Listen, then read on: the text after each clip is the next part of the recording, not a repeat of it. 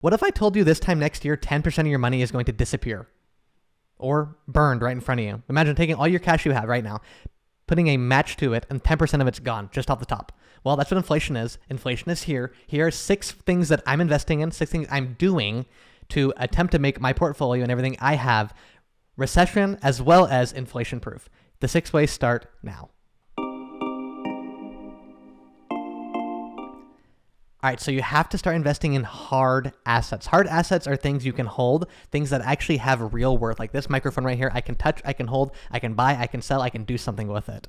Things that you cannot hold, stocks, bonds, mutual funds, you can't hold. They're in the ether somewhere. They're somewhere that we can't see. I just want to show you what inflation is doing right now. Okay, so here's a graph. This is what inflation is doing currently. The red line is the official inflation number according to the government. So you can see, obviously, as of right now, it just came out, and for June 2021, it's just a little over 5%. So as of right now, according to the government, 5% of your wealth is being destroyed.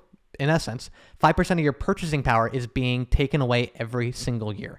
That sucks. So that's how they measure in 2021. Now let's take a measuring stick from the 1990s. This is what this graph is. The blue line is from the 1990s. So they use a little different way on how to calculate inflation. As of right now, if we were to use that, inflation would be about 9%. How about that? So almost 10% of your wealth is being destroyed off the top just because our government is printing money and they have exclusive rights over what inflation does or what it does not do. Let's take it a step further. This is from the 1990s, about 9%. In the 1980s, we used an even different metric. As of right now, it's about 13% inflation, which means every year, 13% of all the money you have is being diminished. It's already disappearing. It's burning right in front of you. Now, the government says it's a little over 5%, but the question is, do you trust the government or do you trust what they did previously, what they do now? There's too many questions and not enough answers when it comes to this. That's what makes me very, very leery about any graphs, any statistics from the government, because they have a vested interest in keeping the public subdued, in keeping the public keep on eating that blue pill. If they continue eating the blue pill, they think, oh, the government has their best interest, my best interest in mind. They're for the people. Complete drivel that people talk about. And I think to myself, are you awake? The answer is no. They have not taken the red pill. The unfortunate part for you is you've taken the red pill. The red pill has invoked you into having senses of what you can actually see what's happening. Now you can see that government is not for you. It's actually very much against you, and you want to do as much as possible to go away from that government-funded monetary system. That's what I do. Number 1, investing in hard assets is gold. Gold, gold, gold. The reason gold is so valuable is because guess what? They can only make so much of it. The US dollars, do you know what? They have a printing press in different parts of the country, and they can print literally as much money as they want willy-nilly. There's no one telling them, and there's no advisory board. There can't be layer upon layer upon layer in the government that's going to keep things right, because things are never right. They just printed, $3-4 trillion in this last year. Literally 20 to 25% of all the dollars ever printed were printed since 2019. That's literally insane. So you can see, with supply and demand, as there's more dollars in the system, the value goes down. Very simple. If they take dollars out of the system, our dollar value goes up. But guess what? They've put literally trillions of dollars in the hands of people, literally taking helicopters, flying them over the United States and throwing out wads of cash. That's what happened with those stimulus. Good, bad, ugly. Everyone has a different opinion about that. But the fact of the matter is, the more money you put into the system, the less your dollar is worth. So gold is a way to avoid that, because gold is precious. Gold cannot be created. You actually have to mine it. It's not an easy process. A lot of people spend years and years in a gold mine trying to find gold, and they end up never finding it. It's not an easy thing to find. To piggyback that, silver. Silver is also another one. I love silver because a silver coin like this costs less than $30. Anybody can get in the game when it comes to having an alternative monetary thing. This peace dollar, which I think is about 85% of 1 troy ounce silver, 1923. So what I like about silver and gold is I can hold it. Can you hold your dollars? Yeah, you can hold your dollars, but you want to know what every single dollar has it on it. It says, backed by the full credit and faith of the U.S. government. Now I'm going to ask you something. Do you have full faith in the credit of the U.S. government?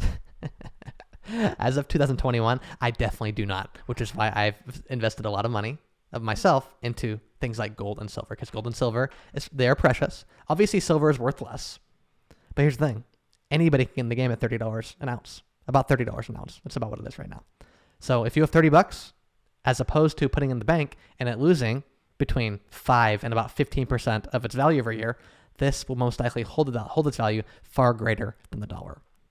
Gold, silver, third is ammo and firearms. You think, why would you need firearms? Well, this is what I think about firearms. Firearms are simple machines. They don't require a ton of maintenance, and they're very useful. Obviously for hunting, for self-defense, for things of that nature. Ammo, on the other hand, if you don't have ammo, you can't use the firearm. These things have had huge shortages over the last year or so. Huge shortages. I remember standing in line just a few months ago, literally standing in line an hour before the store opens just to get 2 boxes of ammo. Yes, only 2 boxes of ammo. Ammo and firearms are something very valuable. People always want them. And the thing is, when there's these huge shortages, the things that are unnecessary, like firearms, become very necessary because there is so much less of a supply. So ammo and firearms, people will pay a huge premium if things were to come to end of the world, which hopefully they don't. Okay, next is alcohol. I personally do not drink. I hate the taste and hate the way it makes me feel. My stomach becomes uneasy, and I don't have my full senses to take on the world. So that's why I don't drink. But the reality is, alcohol is something that can pretty much last forever. Now, somebody's going to say, well, if you leave it in the sun, it's going to do this, that, and the other. Yeah, I'm not talking about if you leave it in the sun. I'm saying if you store it in a cool, dry place, it can last a lot longer than any water. So alcohol is something people really turn to when inflation is here. Because the reality is, if inflation hits what it may happen, like Bank of America says there may be transitory hyperinflation, which pretty much means inflation is going to go up 50% or higher in a matter of 30 days. Well, what if I told you that 50% of all the money you have right now is going to disappear like that? Well, you probably say, wow, how do I avoid that? Investing in these assets. People want physical things. Again, these are all hard assets. Something you can hold, you can feel, you can touch. Something like that. Not things that are imaginary, like your bank account. Most bank accounts, have you actually seen the money in your bank account? No, you see a number on the screen, which can disappear like that. Next is fine art. Jim Rickards, which is a guy who's written a lot of good books in regards to hard assets, things of that nature, gold, silver, things like that, talked about fine art, because fine art is something you can't recreate. Yes, you can put a lithograph. Yes, you can print it, but you cannot create something that is original. And there's something about being original that people really like. And fine art seems to appreciate in value over time. Okay, and number 6, this isn't something you can hold. It's something you can do. It's not something you can hold physically, but it's a useful skill. Do you know how to grow your own vegetables? Do you know how to grow your own food? Do you know how to collect rainwater? Do you know how to fish? Do you know how to skin an animal? Do you know how to do any of these things? If the answer is no, then you probably live in a city or the suburbs where you've never had the opportunity or never had to do any of these things. But guess what? Just a short few hundred years ago, every single man and woman knew how to fend for themselves when it came to survival. We've lost all of that. We've become very, very, very soft, very weak. What happens if supply lines are destroyed? What happens if roads are destroyed by anarchist type people? People would want everything to burn down. Good luck. This is my useful skills. I don't have many useful skills, to be honest with you, but I'm reading more and more how to do these things, and that's what's really important. Because if the internet goes down, if these things all stop working, are you ready for that? Because whenever a country experiences huge inflation, look at the Weimar Republic, look at Zimbabwe more recently.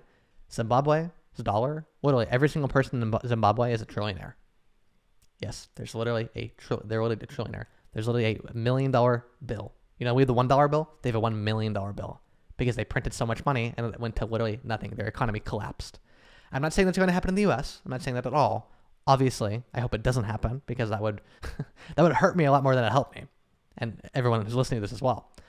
We want to keep the economy going as much as possible. But the reality is the more money they print, the more these elites think that they know what's going on better than the common man.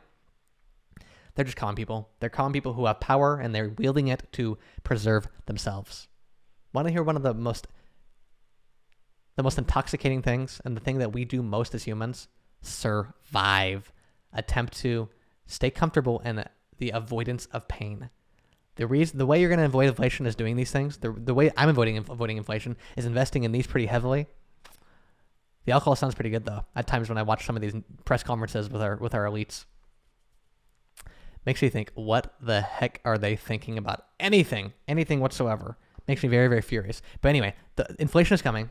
These are the things I'm doing: gold, silver, ammo, firearms, alcohol, fine art, and useful skills. And then obviously real estate. But the reality is, if they take away personal property, then real estate means nothing. But real estate is something you can hold, something you can touch, it's hard. You want hard assets as much as possible. So actually, those are 7 things. So 7 hard assets I'm investing in. Hope you guys enjoyed that, and I will catch you guys on the next one. Bye for now.